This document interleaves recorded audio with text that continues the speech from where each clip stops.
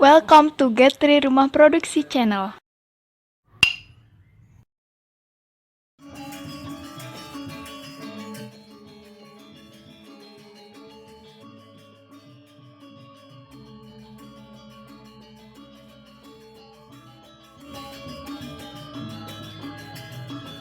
Baik, salam sehat selalu Bapak Ibu, teman-teman, gembira selalu, bahagia selalu, ya.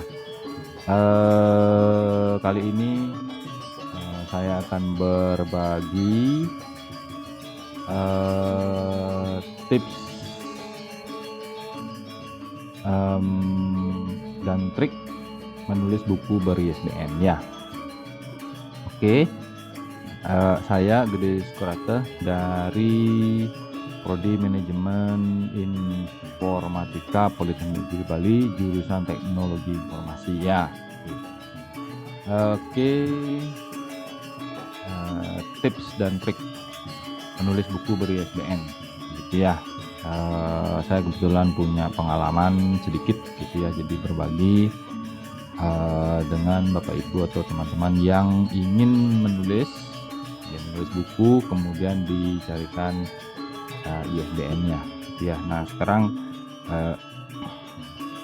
saya jelaskan sedikit mengenai perbedaan fiksi dan non fiksi, gitu ya. Untuk fiksi itu fiktif, gitu ya.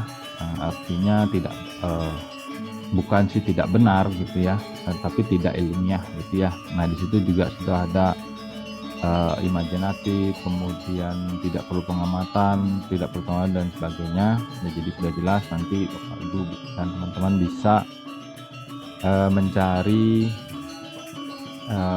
arti-arti ini di Google, gitu ya. Nah, saya terutama di kalangan masyarakat ilmiah, gitu ya, tentunya mungkin lebih banyak berbicara non fiksi, gitu ya. Jadi di situ ada informatif, kemudian pengamatan dan lain sebagainya. Nah, di yang setahu saya kalau di Tridharma Perguruan Tinggi itu ada buku ajar, kemudian ada buku referensi, kemudian ada monograf, gitu ya. Nah, yang saya tahu kalau buku ajar itu referensi, kemudian dikasih contoh latihan, kemudian Bapak Ibu atau teman-teman memberikan cara menyelesaikan latihan tersebut, kemudian ditambah rangkuman, gitu ya. Nah, jadilah dia buku ajar, ya. Kemudian buku referensi biasanya berisi hanya teori-teori saja, gitu ya. Jadi boleh kita ngambil studi kasus di sana, ya, asal jangan formatnya format penelitian, nanti disarankan untuk diterbitkan di jurnal. Nah, kemudian monograf mungkin nanti saya carikan contoh-contohnya, ya, mudah-mudahan dapat. Kemudian coba diajukan ke Perpusnas untuk dicarikan ISBN, ya. Nah, di awal, gitu ya, untuk penerbitan ini. Nah, biasanya kalau untuk skripsi itu atau tugas akhir atau apapun itu yang biasanya dikerjakan oleh mahasiswa, gitu ya, baik dia yang sarjana atau pasca, gitu. Biasanya kalau yang S1 itu 90% plagiatnya boleh, gitu ya. Dan dipublikasinya paling hanya mungkin sampai di perpustakaan, gitu ya. Nah, kalau buku ajar dan buku referensi itu biasanya sih maksimal 20% targetnya. Nah, kemudian kalau monograf itu sekitar 10%, ya. Oke, ini untuk menghindari, gitu ya, plagiatnya tinggi, Bapak Ibu atau teman-teman bisa melakukan parafrase, gitu ya. Jadi teori yang disadur, teori yang dikopas, gitu ya, sebaiknya dibaca dulu, dipahami dulu, kemudian baru diungkapkan atau disampaikan dengan kata-kata sendiri, gitu ya, tapi tidak mengurangi konteks dari isi kalimat yang dikutip tersebut, ya. Jadi kita bisa melakukan parafrase untuk menghindari plagiat yang tinggi nantinya gitu ya. Oke, yang berikutnya, nah ini alurnya gitu ya, alur yang kapan lalu sempat saya ikuti gitu ya. Nah di sini kelemahan penulis itu Bapak Ibu teman-teman itu rasa malas yang yang tidak bisa dihindari gitu ya, apalagi dengan banyak pekerjaan atau aktivitas mungkin akan menghambat proses pengajuan bukunya gitu ya. Nah di sini sudah saya gambarkan mungkin secara umum ya, sudah pasti naskah dikirim ke penerbit, kemudian dilakukan plagiat, kemudian sesuai format mereka gitu ya. Terus kalau misalnya sudah sesuai gitu, mereka akan memberikan seperti lembar keaslian karya gitu ya, keaslian karya gitu biasanya. Jadi berketerangan di atas materai gitu biasanya, kemudian dilampirkan untuk dimohonkan gitu ya. Nah biasanya kalau sudah itu mereka akan mengajukan ke lembaga yang mengeluarkan ISBN ya, dalam hal ini mungkin di Perpusnas ya. Jadi selama ini di Perpusnas memang agak ini sedikit ya, tapi tetap bisa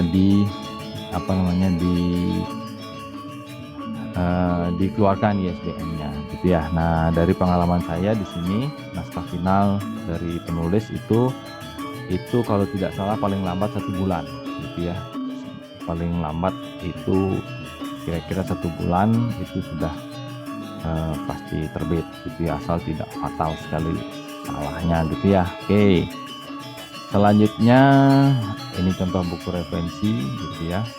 Untuk cover nggak masalah saya kira gitu ya, yang standar aja, nggak perlu bagus dan sebagainya.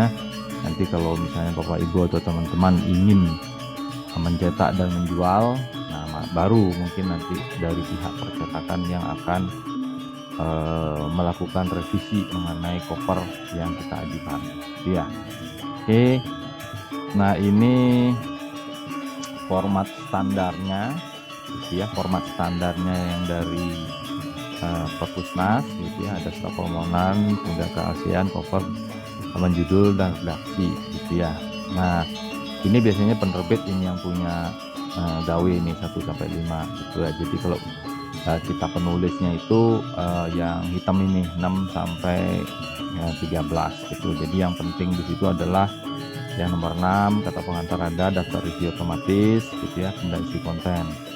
Nah kalau glosari dan indeks ini tidak harus gitu ya, tidak harus isi gitu ya. Kemudian yang daftar isi harus, kemudian profil penyusun isi, kemudian sinopsis juga harus isi gitu ya.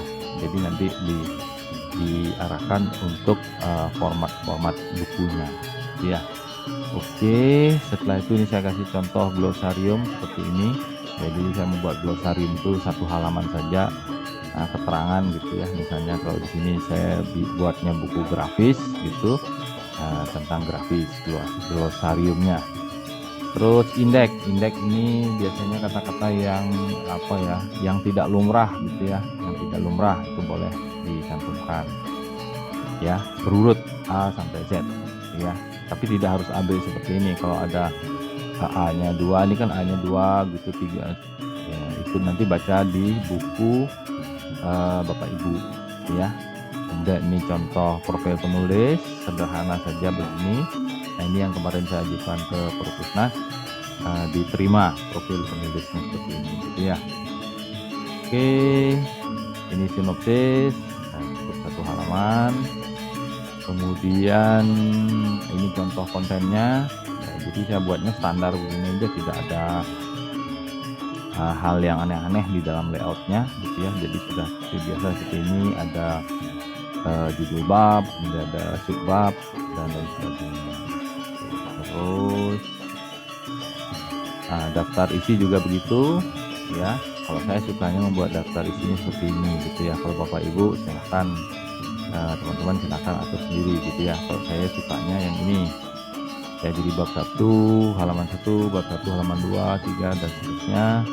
bab 2 halaman 1, bab 2 halaman 3 dan seterusnya gitu. Ya, jadi walaupun misalnya Bapak Ibu terpisah gitu, ya silahkan gitu ya. Kalau saya sukanya daftar isinya itu pakai link file gitu ya, jadi terpisah dia, sehingga pengaturan penomoran numerik dan apa itu namanya angka Romawi itu bisa saya cermati gitu ya. Jadi layoutnya juga rapi gitu ya. Nah, itu yang biasanya saya lakukan ya. Oke, mungkin itu saja yang bisa saya sampaikan. Nah, kebetulan juga saya sebagai konsultan publishingnya di Ganesha Publisher. Nah, nanti boleh konsultasi mengenai buku yang Bapak Ibu atau teman-teman ingin carikan ISBN gitu ya. Oke, mungkin itu saja. Terima kasih sudah menonton gitu ya. Jadi satu kata kunci itu sebenarnya gampang gitu ya. Jadi ketika kita ingin mengenal dunia berarti harus banyak-banyak membaca gitu ya. Nah, ketika kita ingin dikenal dunia, banyak-banyaklah menulis gitu ya. Oke, terima kasih. Sampai jumpa lagi di tutorial berikutnya, di video berikutnya. See you soon, Sobat Tris. We meet next time. Don't miss it. Don't forget subscribe, like, and share guys. Turn on notification.